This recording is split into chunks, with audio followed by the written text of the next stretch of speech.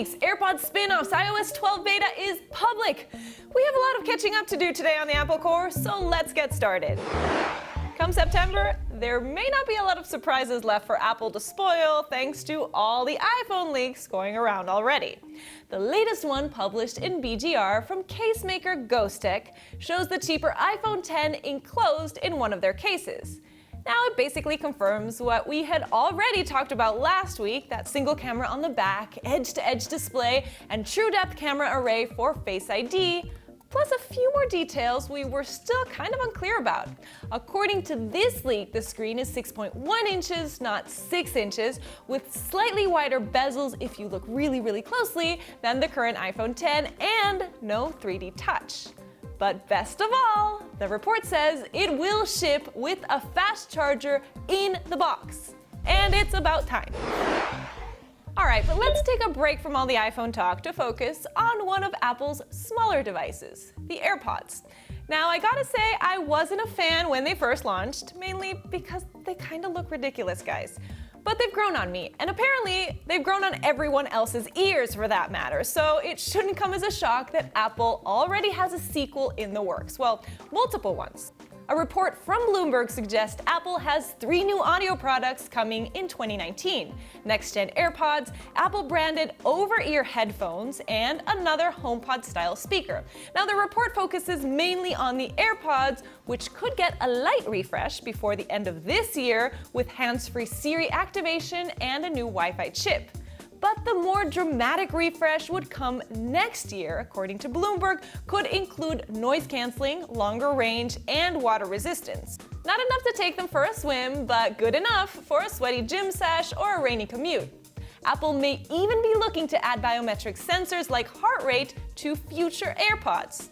Features that would bump up the already hefty $160 price tag on these bad boys.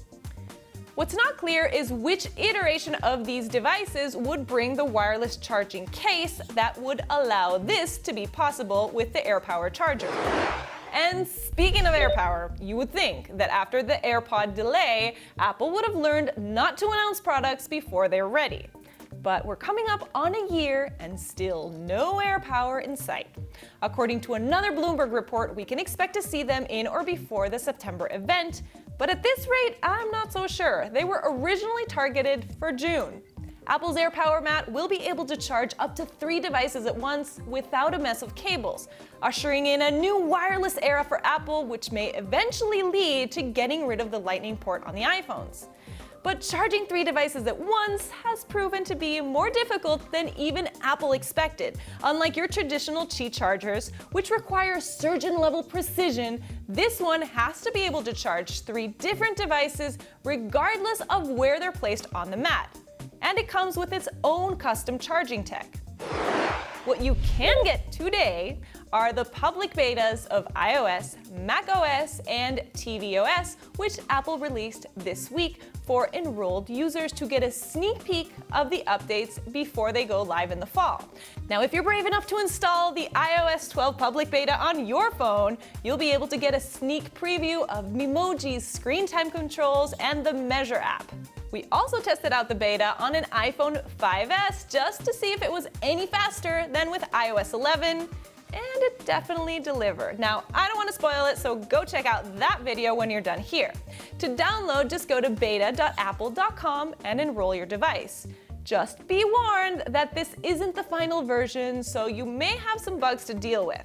Apple recommends installing it on a secondary device, or at least make sure you have a backup if you're bold enough to go with your main one. Let's be honest, Apple is not in the habit of admitting defeat, but they kinda had to when it comes to their butterfly switch keyboards on the MacBooks. Users with newer MacBooks and MacBook Pros complained about unresponsive and sticky keys and letters or characters that would repeat unexpectedly, a repair that could cost up to $700 if the device was not under warranty. Apple has now agreed to cover the cost of the repair or replacement, so users with affected devices can set up an appointment at the Apple Store or mail in their device, and those who've already paid for repairs can contact Apple for a refund. iPhone, AirPower, AirPods. Which product are you most excited to see at the next launch event? Hit me up on Twitter or on the comment section below, and don't forget to like and subscribe before you leave.